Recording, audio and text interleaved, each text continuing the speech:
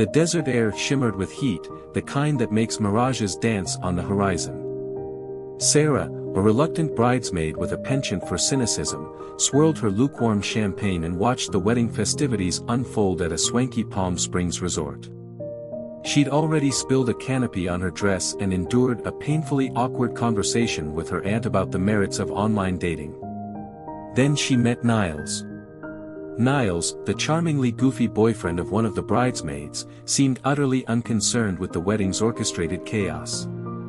He was relaxed, almost unnervingly so, cracking jokes and offering Sarah a seemingly endless supply of margaritas. They connected instantly, their shared disdain for the forced merriment a welcome breath of fresh air. One thing led to another, and they found themselves sneaking away from the reception. That's when things got weird.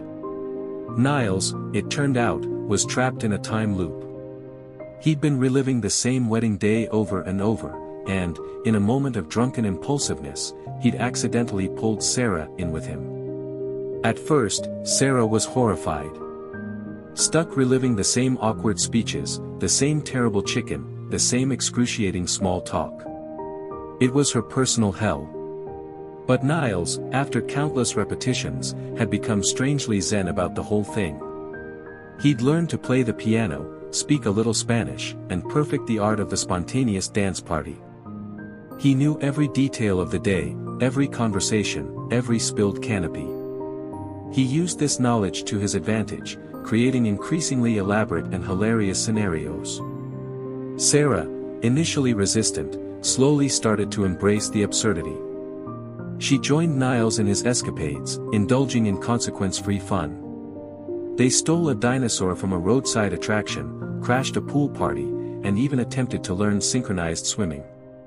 They explored the hidden corners of Palm Springs, discovering secret swimming holes and abandoned airstrips. They fell in love, not in spite of the time loop, but because of it. They had all the time in the world to get to know each other, to explore every facet of their personalities, without the pressure of a ticking clock. But, as time wore on, and on, and on, the endless repetition began to take its toll. The charm wore thin, replaced by a gnawing sense of existential dread. Sarah started to crave a future, a life beyond the confines of this single, repetitive day. She wanted to know what happened after the wedding. She wanted her future. So, together, Sarah and Niles embarked on a quest to break the loop.